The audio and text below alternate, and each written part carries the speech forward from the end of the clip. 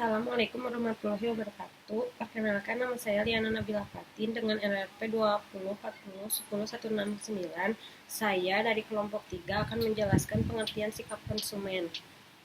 Pengertian sikap konsumen. Sikap attitude konsumen adalah faktor penting yang akan mempengaruhi keputusan pembelian. Menurut Shipman dan Kanuk, Sangaji dan Sophia 2013-176, sikap attitude adalah tanggapan perasaan konsumen yang bisa berupa perasaan suka atau tidak suka terhadap suatu objek tertentu. Misalnya, bagaimana sikap konsumen terhadap kinerja produk, bagaimana sikap konsumen terhadap merek perusahaan, bagaimana sikap konsumen terhadap harga produk, bagaimana sikap konsumen terhadap iklan produk yang ditayangkan sebagainya. Seorang individu mempelajari sikap melalui pengalaman dan interaksi dengan orang lain. Ketika konsumen mempunyai sikap yang negatif terhadap suatu aspek atau lebih pada praktik pemasaran perusahaan, maka kemungkinan mereka tidak berhenti menggunakan produk tersebut, tetapi juga mendorong kerabat atau teman-teman untuk melakukan hal yang sama. Yang kedua, model sederhana sikap konsumen. Menurut Shipman dan Kanuk, yang pertama ada komponen kognitif. Komponen kognitif berkaitan dengan pikiran otak seseorang. Apa yang dipikirkan konsumen? Kognitif bersifat rasional atau masuk akal. Yang kedua, komponen afektif. Komponen afektif berkaitan dengan perasaan. Jadi sifatnya emosional, wujudnya bisa berupa perasaan senang, sedih, ceria, gembira, dan sebagainya. Yang ketiga, komponen konatif, psikomotor. Komponen konatif berkaitan dengan tindakan. Wujudnya adalah keterampilan seseorang, misalnya menyetir, olahraga, memasak, dan lain-lain. Untuk lebih jelasnya, model sederhana sikap konsumen dapat dilihat pada gambar. Yang pertama ada connection menuju effect, effect menuju cognition, dan connection menuju connection. Materi selanjutnya akan dibacakan oleh rekan saya. Lalu, saya Tasya Anissa Nur Azizat Wasikal dengan NRP 2040101770 akan menjelaskan mengenai model multi-atribut sikap. Ada 3 tipe model multi-atribut sikap, yaitu yang pertama, model sikap terhadap objek. Karakteristik model ini adalah sebagai berikut. Yang pertama ada sikap mempresentasikan kepercayaan atau keyakinan. Yang kedua ada sikap bermanfaat untuk mengukur tanggapan konsumen terhadap objek tertentu. Misalnya terhadap produk perusahaan, sikap konsumen bisa positif atau negatif. Yang kedua model sikap terhadap perilaku. Model ini berkaitan dengan perilaku aktual atau real dari konsumen. Yang ketiga ada model teori tindakan beralasan. Model ini lengkap meliputi 3 komponen yaitu kognitif, afektif, dan natif. Model ini juga meliputi norma subjektif konsumen. Terdapat faktor-faktor yang mempengaruhi perilaku konsumen. Yang pertama ada budaya. Budaya merupakan penentu keinginan dan perilaku yang mendasar. Anak-anak mendapatkan kumpulan nilai persepsi, preferensi, dan perilaku keluarganya serta lembaga penting lain. Yang kedua ada subbudaya. Masing-masing budaya terdiri dari subbudaya yang lebih kecil yang memberikan lebih banyak ciri-ciri dan sosialisasi khusus bagi anggota-anggotanya. Subbudaya terdiri dari kebangsaan, agama, kelompok ras, dan daerah geografis. Banyak subbudaya yang membentuk segmen pasar penting, dan pemasar sering merancang produk dan program pemasaran yang disesuaikan dengan kebutuhan mereka. Ketiga, ada kelas sosial. Pada dasarnya, semua masyarakat memiliki strata sosial. Stratifikasi tersebut kadang-kadang terbentuk sistem kasta di mana anggota kasta yang berbeda dibesarkan dengan peran tertentu dan tidak dapat mengubah keanggotaan kasta mereka. Assalamualaikum warahmatullahi wabarakatuh. Perkenalkan, nama saya Isa Fitriani dengan NRP 2040101176. Di sini saya akan melanjutkan pembahasan yang sudah dibahas oleh teman saya. Yang keempat ada faktor sosial. Selain faktor budaya, perilaku seorang konsumen juga dipengaruhi oleh faktor sosial. Yang pertama itu seperti kelompok acuan, keluarga, serta peran dan status sosial. Lalu yang kelima ada faktor pribadi. Keputusan pembeli dipengaruhi juga oleh karakteristik pribadi. Karakteristik pribadi meliputi usia dan tahap siklus hidup, pekerjaan, keadaan ekonomi, gaya hidup, serta kepribadian dan konsep dari pembeli. Selain itu juga faktor psikologis mempengaruhi faktor pribadi.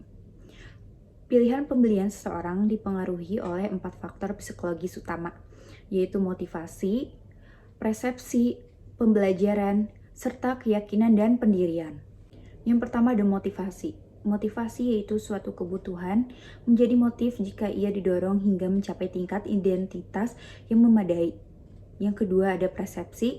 Persepsi adalah proses yang digunakan seseorang individu untuk memilih, mengorganisasi, dan menginterpretasi masukan informasi. Yang ketiga ada pembelajaran.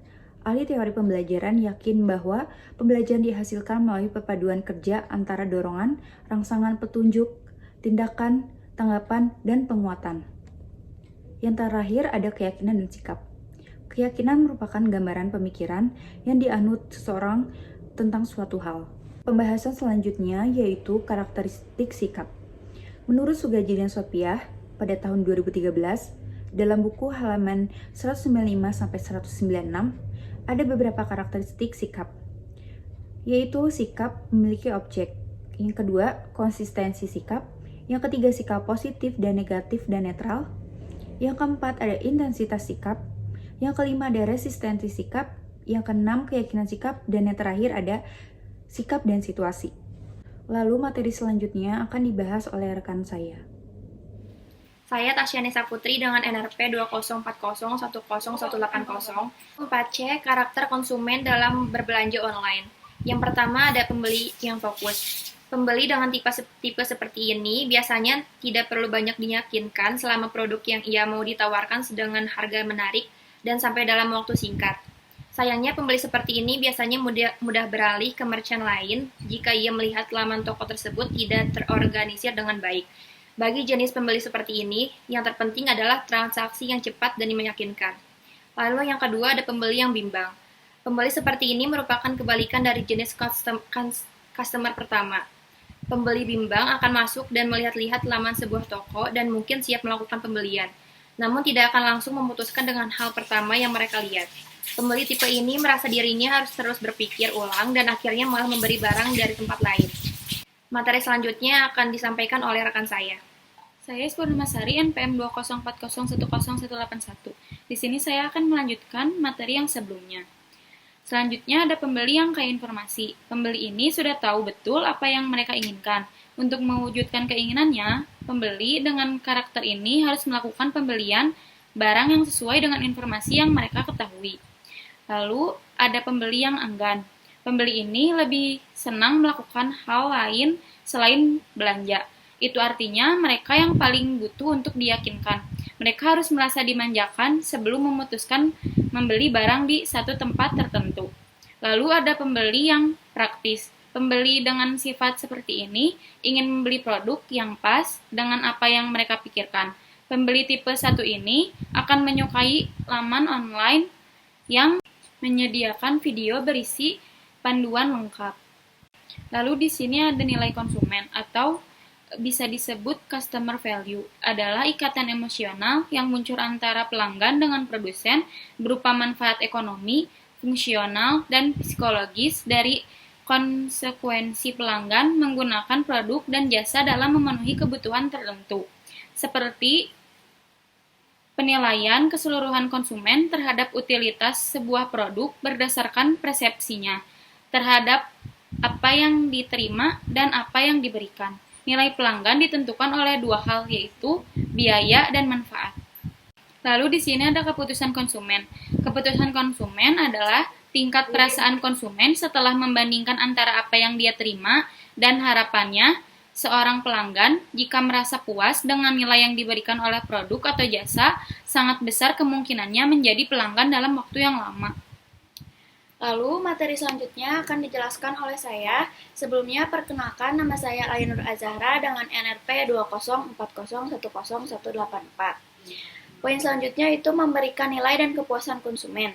Urutan penciptaan dan penghantaran nilai dapat menjadi 3 fase, yaitu yang pertama memilih nilai. Di dalam memilih nilai ini, kita mempresentasikan pemasaran yang dilakukan sebelum produk yang dibuat. Yang kedua, menyediakan nilai. Dalam pemasaran harus menentukan fitur produk tertentu, harga, serta distribusinya. Lalu yang ketiga ada mengomunikasikan nilai dengan menggunakan penjualan, promosi, dan penjualan iklan, serta sasaran komunikasi lain untuk mengumumkan dan mempromosikan produk tersebut. Lalu, poin selanjutnya ada menganalisis teori tentang kepuasan konsumen. Teori kepuasan konsumen menyatakan bahwa kepuasan konsumen adalah perasaan senang atau kecewa seseorang yang muncul setelah membandingkan antara kinerja atau hasil produk yang diperkirakan terhadap kinerja atau hasil yang diharapkan. Jika kinerja di bawah harapan, maka konsumen tidak puas. Jika kinerja memenuhi harapan, maka konsumen puas. Lalu materi selanjutnya ada mengembangkan kepuasan konsumen. Strategi meningkatkan kepuasan konsumen dibagi menjadi 4 poin. Poin pertama yaitu strategi relationship marketing strategi, yaitu relationship marketing merupakan strategi di mana transaksi pertukaran antara konsumen dan perusahaan berkelanjutan, tidak berakhir setelah pembelian pertama, dan nantinya akan menimbulkan kesetiaan konsumen. Lalu, yang kedua ada strategi superior customer service. Di dalam strategi ini, perusahaan menawarkan pelayanan yang lebih unggul daripada perusahaan lain yang sejenisnya. Lalu yang ketiga itu ada strategi unconditional service guarantees. Nah, di dalam strategi ini, perusahaan memberikan kepuasan kepada konsumen dengan memberikan jaminan kualitas produk atau jasa. Lalu yang terakhir itu ada strategi penanganan keluhan yang efisien. Strategi penanganan keluhan yang efisien dapat memberikan peluang untuk mengubah konsumen yang tidak puas menjadi konsumen yang puas. Proses penanganan keluhan dimulai dari identifikasi dan penentuan sumber masalah yang menyebabkan konsumen tidak puas, dan sumber masalah tersebut kemudian diatasi untuk ditindaklanjuti. Lalu, poin terakhir yaitu ada mengevaluasi setelah kegiatan mengonsumsi produk. Dalam evaluasi pasca pembelian atau post-purchase evaluation merupakan proses evaluasi yang dilakukan konsumen tidak hanya berakhir pada tahap pembuatan keputusan pembelian. Setelah membeli produk tersebut, konsumen akan melakukan evaluasi apakah produk tersebut sesuai dengan harapannya atau tidak. Dalam hal ini, terjadi kepuasan dan ketidakpuasan konsumen. Konsumen akan puas jika produk tersebut sesuai dengan harapannya, dan selanjutnya akan meningkatkan permintaan akan merek produk tersebut di masa depan. Sebaliknya, jika konsumen tidak merasa puas, maka produk tersebut tidak sesuai dengan harapannya, dan dalam hal ini menurunkan permintaan konsumen di masa depan. Sekian penjelasan dari kelompok kami. Mohon maaf bila ada kekurangan. Wassalamualaikum warahmatullahi wabarakatuh.